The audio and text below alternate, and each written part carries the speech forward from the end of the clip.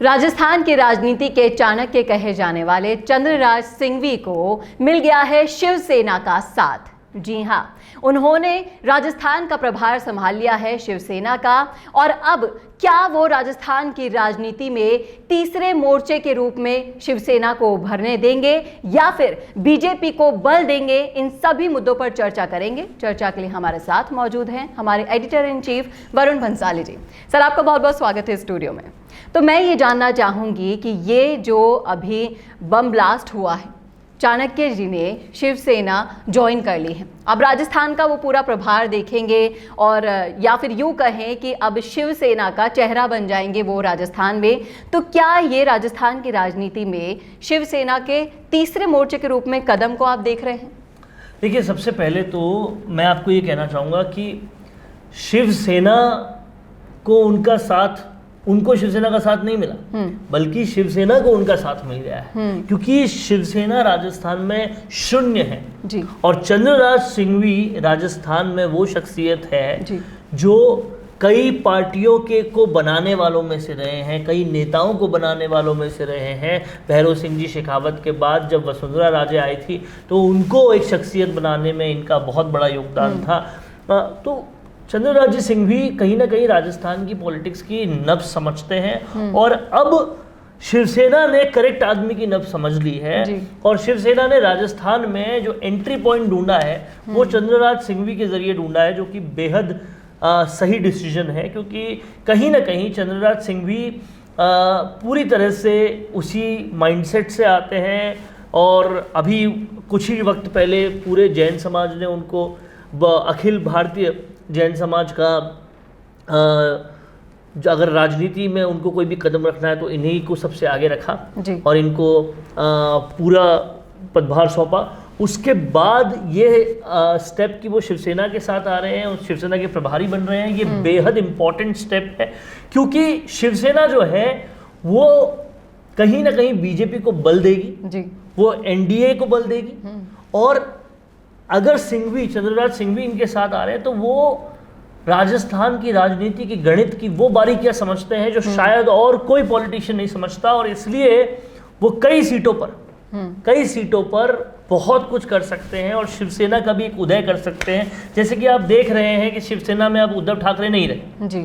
अब पूरी तरह से एकनाथ शिंदे के बैनर पर शिवसेना आ चुकी है, और एकनाथ शिंदे जो कि महाराष्ट्र के सीएम है, यानी कि पूरे भारत की आर्थिक राजधानी के सीएम है, उन्होंने चंद्रराज सिंघवी को ये पदभार दिया है। आप इसको समझिएगा कि चंद्रराज सिंघवी बहुत सीनियर नेता है, कोई छोटे नेता नहीं है। जब महाराष्ट्र का सीएम आकर आपको कोई जिम्मेदारी सौंप रहा है, आपको पार्टी ज्वाइन करवा रहा है, प्रभार दे रहा है, तो कहीं ना कहीं बहुत इंपॉर्टेंट वैल्यू है। और अब शिवसेना ने जो एक बहुत सीरियस मूव लिया है राजस्थान की पॉलिटिक्स में, वो कहीं ना कहीं बता रहा है कि शिवसेना महाराष्ट्र से बाहर निकलने के लिए तैयार है। उनके जो डिसीजंस है, जो निर्णय है चंद्रराज सिंघवी को लेने का, उससे साफ तौर पे लगता है कि मैच्योर पॉलिटिक्स वो कर रहे हैं, और ये मैच्योर पॉलिटिक्स आने वाले चुनाव में बहुत ज़बरदस्त रंग लाएगी। यहाँ एक और सवाल खड़ा होता है सर कि वो चाणक्य जी साफ साफ कह चुके हैं कि मैं बीजेपी में नहीं जाना चाहता, लेकिन शिवसेना का उन्हें पदभार मिला है राजस्थान में। तो क्या ये दोनों बातें यहाँ नहीं टकराएगी? क्योंकि एक तरीके से जो प्रभार है पूरा, आप देखें जो एकनाथ शिंदे जी हैं वो बीजेपी के अंडर में ही तो आएंगे। देखिए, आप मेरी बात समझिए, ये बीजेपी के अंडर नहीं होंगे। पहली बात तो ये एनडीए के घटक होंगे जो बीजेपी का बाहर से समर्थन देंगे, पार्टी अलग रहेगी हमेशा, है ना। और दूसरी बात ये कि चंद्रराज सिंघवी कौन है ये समझने की जरूरत है। क्यों राजस्थान की राजनीति का इन्हें चाणक्य कहा जाता है?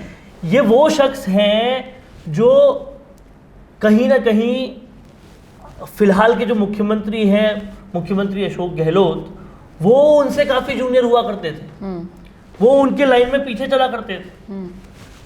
चंद्रराज सिंघवी पूरे के पूरे वसुंधरा सरकार को एक तरह से बनाने में, पहली वसुंधरा सरकार को बनाने में, वसुंधरा राजे को ऊंचा उठाने में इनका बहुत बड़ा योगदान रहा है। तो ये काफ़ी सीनियर हो जाते हैं। अब इतने सीनियर शख्स के लिए राजस्थान की राजनीति बीजेपी के साथ करना एक बहुत छोटी बात हो जाएगी। आप देखिए, उनको नरेंद्र मोदी जो भी प्रधानमंत्री हैं, वो जब मुख्यमंत्री थे तब भी ये इनसे बहुत ज़्यादा सीनियर थे। तो कहने का मतलब ये है कि इतने सीनियर शख्स को हम राजस्थान की राजनीति में करने में जाएंगे तो एक बहुत छोटी बात हो जाएगी। तो कहीं ना कहीं वो इसलिए मना कर रहे हैं राजस्थान की राजनीति नहीं करने के लिए, लेकिन वो प्रधानमंत्री मोदी के बहुत ज़बरदस्त समर्थक हैं, क्योंकि वो कहते हैं कि भाई हम भारत की ग्रोथ चाहते हैं। हालांकि चंद्रराज सिंघवी ने कांग्रेस, बीजेपी और भी जेडीएस और भी कई पार्टी में काम किया है, लेकिन वो प्रधानमंत्री मोदी के बहुत पुरजोर समर्थक हैं और उनका साफ तौर पे कहना है कि भाई अगर भारत को आगे बढ़ाना है, विकास लाना है, तो कहीं ना कहीं मोदी जैसा लीडर चाहिए। तो ये तो कहीं ना कहीं देशभक्ति की वजह से है। लेकिन शिवसेना को ज्वाइन करना, मैं ये मानता हूँ कि उनका जो माइंडसेट है, उनकी जो आइडियोलॉजी है, उनसे बहुत मैच करती है शिवसेना की आइडियोलॉजी। और ये शिवसेना का बहुत मैच्योर मूव था कि राजस्थान में एक बड़ी एंट्री बनाने के लिए उन्होंने इतने सीनियर और एक्सपीरियंस नेता को चुना। और जाहिर तौर पे जो हर सीट की कैलकुलेशन समझते हैं, हर सीट की गणित समझते हैं, वो जो ज्योतिष कर देते हैं कि इस सीट पे ये जीतेगा, वो हमेशा ठीक हो जाती है। तो इसका कोई ना कोई कारण है और इसी वजह से उन्होंने उनको चुना है। और जाहिर तौर पर एनडीए को भी बल मिलेगा, शिवसेना को भी बल मिलेगा, अस्तित्व शिवसेना का फिर से खड़ा हो जाएगा। और कहीं ना कहीं उद्धव ठाकरे अगर अभी भी शिवसेना के साथ कुछ करने का सोच रहे हैं, वो चीज़ें डिफीट हो जाएगी राजस्थान। जी बिल्कुल। अगर राजस्थान के सिनेरियो की बात करूं तो राजस्थान में जो बड़ी एंट्री की ये जो इन्होंने स्ट्रैटेजी बनाई है चाणक्य के जरिए यहाँ पर एंट्री करने की, तो किन किन चुनौतियों का यहाँ पर सामना करना पड़ सकता है? क्योंकि यहाँ पर पहले से ही इतना आप देख सकते हैं मेस हुआ है, चाहे से आप कांग्रेस को देख लीजिए, बीजेपी को देख लीजिए, तीसरे मोर्चे के रूप में हनुमान बेनीवाल खड़े हैं और यहाँ पर आप पार्टी भी खड़ी है। तो यहाँ पर आप अगर शिवसेना को देखते हैं तो किन किन चुनौतियों का सामना? देखिए, शिवसेना हमेशा हिंदूवाद की बात करती है, हिंदू कार्ड चलती है। और राजस्थान में ऐसी मैं कई सीटें देखता हूँ जहाँ पर कहीं ना कहीं ये हिंदू कार्ड चला जाता है। जैसे आप अलवर के आसपास की सीटें देखेंगे जहाँ से स्वामी दो ऐसे शख्स आते हैं पॉलिटिक्स में जो कहीं ना कहीं पूरे भगवाधारी हैं। और उसी के साथ साथ आप ज्ञानदेव आहूजा या इन लोगों को भी देखते हैं, ये भी पूरी तरह से हिंदुत्व के उस पे आते हैं। और भी कई सारे नेता हैं जो हिंदुत्व को आगे रखकर ही राजनीति जीतते हैं। और अगर शिवसेना खुद एंट्री ले लेती है तो शिवसेना से बड़ा हिंदुत्व का नारा किसी के पास नहीं है। और ऐसे में अगर चंद्रराज सिंघवी जो कि हाई ऑन कैलकुलेशंस है, उनकी कैलकुलेशंस बहुत अच्छी रहती है राजस्थान की राजनीति को लेकर, तो वो उन्हें यही सुझाव देंगे कि आप ऐसी सीटों पर फोकस कीजिए जो यहाँ से बहुत ज़्यादा हिंदू फैक्टर वहाँ पर बन सकता है। और ऐसा ही किया जाएगा कहीं ना कहीं। तो भले ही रालोपा हो जाए, भले ही आम आदमी पार्टी हो जाए, भले ही असदुद्दीन ओवैसी की एंट्री हो जाए, लेकिन आप देखिए जीतेगा तो वही जो कहीं ना कहीं जनता को अपने साथ ले पाएगा। और जनता के सेंटिमेंट्स में अभी कहीं ना कहीं ऐसा है कि बहुत हद तक हिंदू वाली चीज़ है। क्योंकि अभी आप देखिए प्रतापनगर में एक हॉस्टल बनाया जो कि एक विशेष समुदाय के लिए बना गया। तो ये जो अपीसमेंट की पॉलिटिक्स की जा रही है राजस्थान में, उसको कहीं ना कहीं मुद्दा बनाया जाएगा। जिस तरह से दंगे जोधपुर में हुए और बाकी जगहों पर हुए, उसमें जिस तरह से रातों रात छुड़ाया गया लोगों से दंगाइयों को, तो कहीं ना कहीं लोग त्रस्त हैं। और वो त्रस्त जो लोग हैं वो शिवसेना की तरफ जा सकते हैं। हाँ, तो ये कहीं ना कहीं बीजेपी के लिए प्लस पॉइंट हो जाएगा राजस्थान में। वहीं अगर कांग्रेस की अगर बात करूं तो उनको कितना नुकसान हो सकता है? कांग्रेस तो पहले से ही नुकसान में है। कांग्रेस के साथ ना तो गुर्जर है, क्योंकि जो सचिन पायलट के साथ किया, ना जाट उनके साथ उस लेवल पर है, ना ही और जातियाँ दिखती है।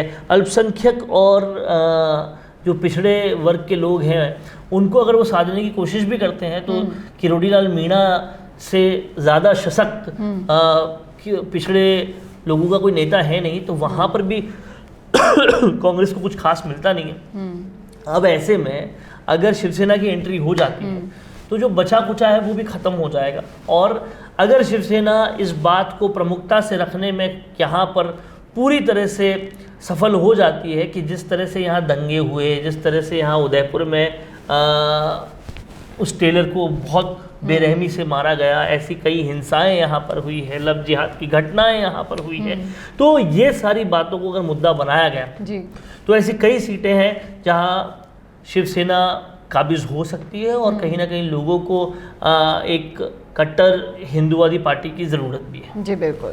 तो राजस्थान की राजनीति में अब चाणक्य ने कार्यभार संभाल लिया है, शिवसेना की एंट्री का, और यहाँ पर एक नहीं अनेकों ऐसे मुद्दे हैं जिनको भुनाने की कोशिश की जाएगी, और जो धर्म की राजनीति मौजूदा सरकार में की गई उसके असलियत जो है वो सामने लाई जाएगी। और कांग्रेस के लिए अब बहुत ही बड़ी चुनौती आ गई है, एक तरह से देखा जाए तीसरे मोर्चे के रूप में या फिर बीजेपी के प्लस पॉइंट के रूप में शिवसेना ने कदम रखने की ठान ली है। अब देखना ये दिलचस्प होगा कि राजस्थान की राजनीति में ये भूचाल और क्या क्या रंग लाएगा।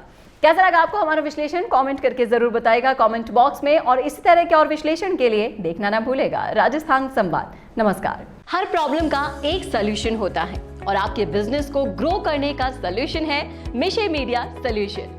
क्योंकि अब डिजिटल मीडिया में छाने के लिए और अपने बिजनेस या प्रोडक्ट को क्लैरिटी के साथ समझाने के लिए आपको चाहिए ऐसे वीडियोस जिन्हें सोशल मीडिया पर देखकर कोई भी आसानी से आपके बिजनेस के बारे में समझे और आप तक पहुंचे।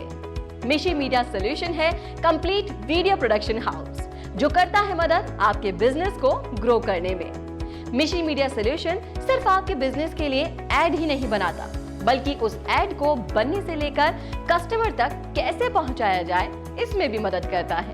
तो अब चाहे आपको बनवाना हो वीडियो एड या फिर करवानी हो वीडियो एडिटिंग या फिर बनवानी हो अपने बिजनेस के लिए स्पोक्स पर्सन वीडियो या फिर करवाना हो अपने YouTube चैनल का SEO, तो आपके लिए है मिशे मीडिया सॉल्यूशंस।